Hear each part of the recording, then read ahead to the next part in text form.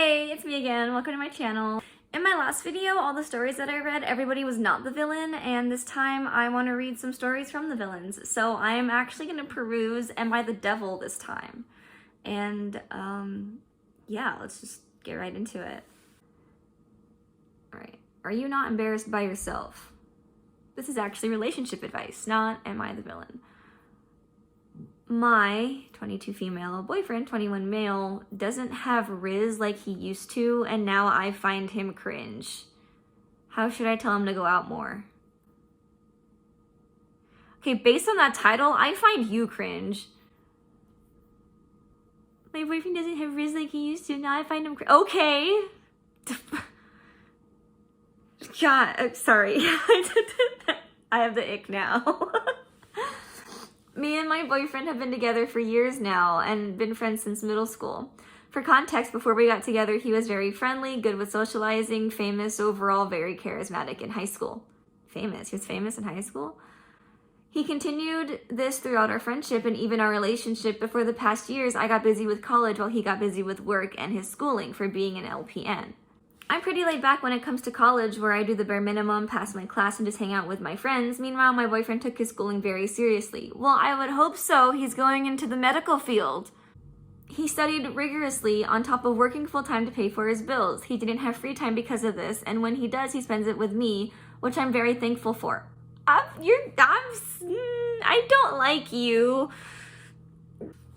The thing is, now that he finished his schooling, he doesn't have friends. I used to urge him to spend time with his classmates whenever he got invited somewhere, but he never did. I mean, I wouldn't either. Everything sounds so exhausting. The only person he talks to is me and his family. He doesn't even like to talk or form friendships with his coworkers since they're older and mostly women. I took him to spend time with a different friend group where he was acting awkward and isn't really inserting himself into the circle. And that's understandable since they are new faces and anyone can be uncomfortable. But back then, socializing would be easy for him. After a couple of times of hanging out with my friends, he acted the same and even got upset that he felt left out. We would cater to him, though, where my friends would ask him questions, opinions, and even joke with him, but he just can't insert himself. And when he does, he only talks about his work or say cringy remarks/jokes.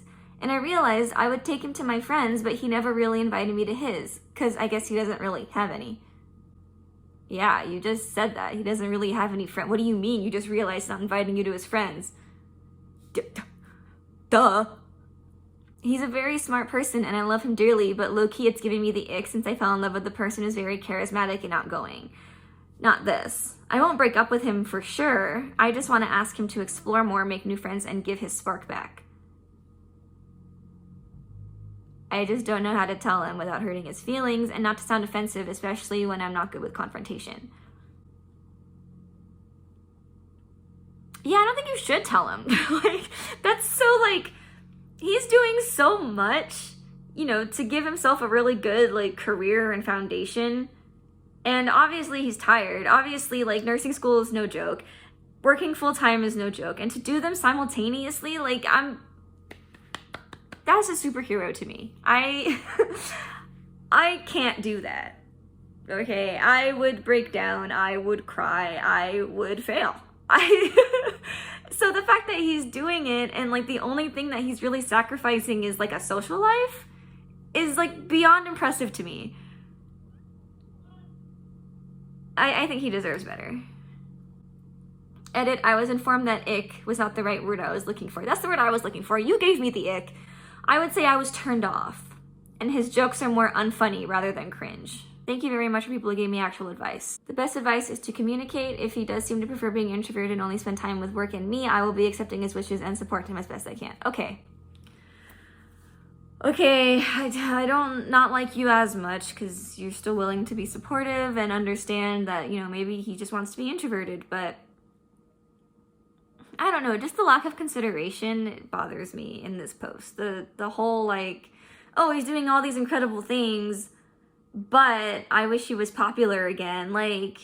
How superficial to me, and I don't particularly enjoy that thought, so. Am I the villain for calling my girlfriend a gold digger? Throwaway account because my girlfriend has Reddit. I, female 23, just got into an argument with my girlfriend, female 20, of 1.5 years.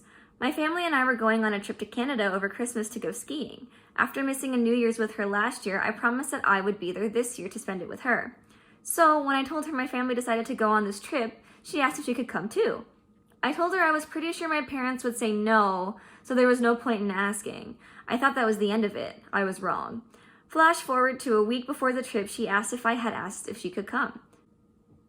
This caught me off guard because she doesn't normally push stuff like this. I told her that, like I said, there was no point in asking, and it felt kind of like she was taking advantage of my parents' kindness. How? She said it felt like it was a slap in the face and said that I was being ridiculous because she had refused my parents' financial help in the past and that it doesn't matter where they were going, she just wanted to spend the holidays with me. It really felt like she was trying to get a free vacation out of me and my parents, so I may have been a little harsh about it, but I still think I was right. She said I'm the villain for calling her a gold digger, but I still think she was taking advantage of my parents. How is that taking advantage of your parents just by saying, hey, can I go with you? Because, I just get the feeling that if the parents were like, yeah, but she has to pay for her own stuff, like, the girlfriend would just kind of pay for her own stuff.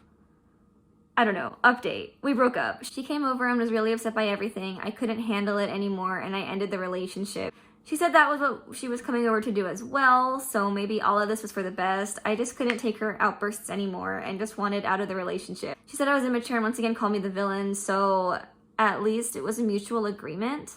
LOL. I know everyone thinks I'm the villain, and maybe I am, but I still don't think I was wrong. I mean, I guess you know her better than we do, but like...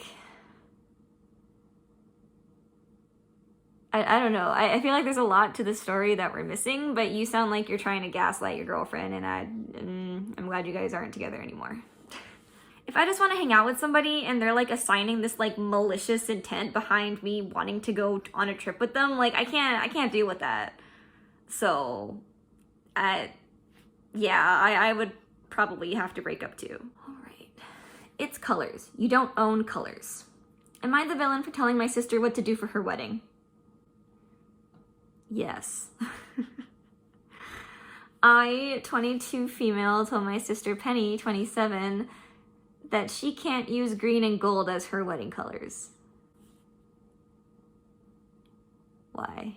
So, in 2017, I got this book, and the cover of the book was dark forest green with gold engravings, and I thought it was the most beautiful color combination ever, and decided it would be my wedding colors. You can have the same colors for your wedding. It's not a big deal. I said to Penny, green and gold are going to be my wedding colors, so you can't use them. At the time I was 16 and Penny was 21. And she wasn't even thinking about getting married, and she thought it was funny, but I made sure to let her know that I was being dead serious. So fast forward, trends are changing and different aesthetics are becoming more and more popular. I'm noticing that Penny is developing an affinity for more woodsy colors, like dark forest green and burnt orange. And I always kind of half jokingly mention to her, your aesthetic is so pretty, but no green and gold for your wedding. She just found it amusing, I guess. Because it is amusing, it's ridiculous. So fast forward to the present, Penny gets engaged, and I'm so happy for her. Her ring is a really pretty emerald wedding ring with a gold band.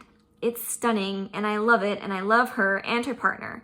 We're talking about her wedding, and she kind of shyly brings up, so you weren't serious about the green and gold thing, right?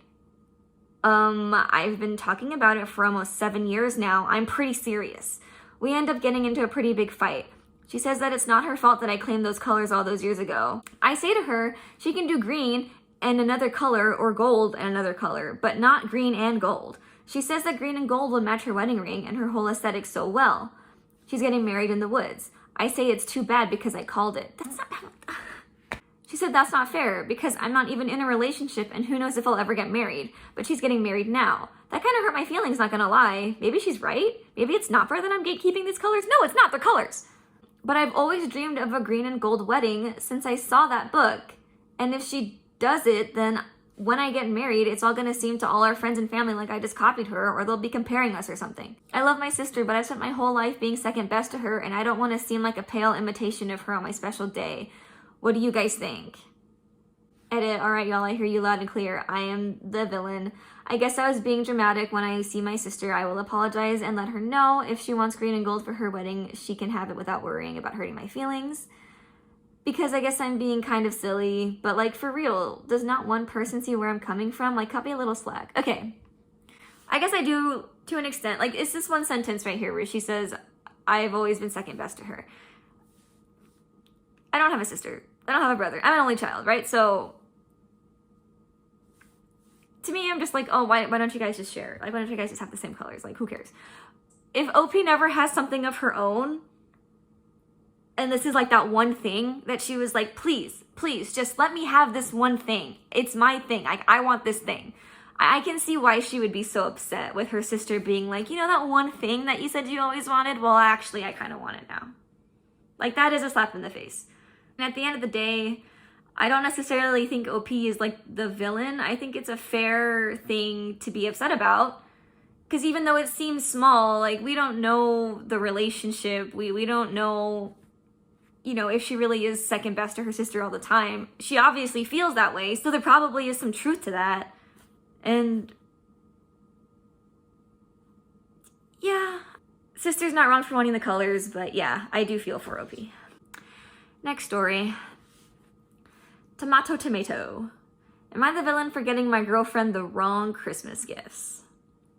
Christmas was a few weeks ago, but I'm still getting shit for this. Throwaway for my anonymity.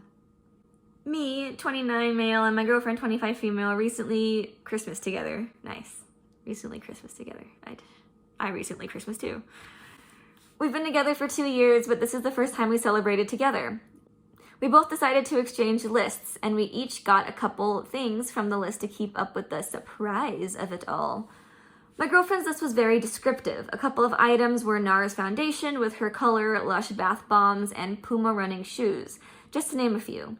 I was happy to get her these things, but I didn't and still don't get the obsession with the brands. I mean, I understand that to an extent, but I feel like skincare stuff, makeup stuff, and like shoes, those are all kind of very specific things for like comfort and for, you know, everyone's different. So, you know, NARS foundation works with her. She wants a specific color because she knows like that's her shade, that's what she uses. Like, I understand why she'd want to keep the brands up, you know?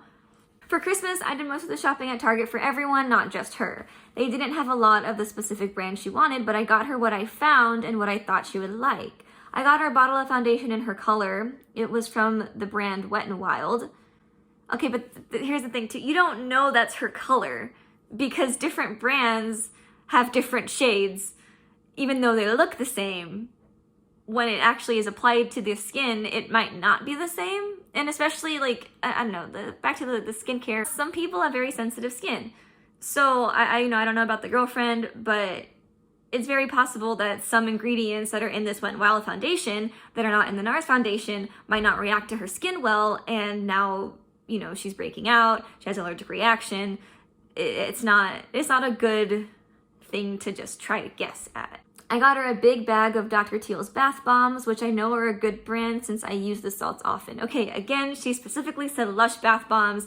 The things that Lush put into their bath bombs are going to be different than the things that Mr. Teal puts into their bath bombs.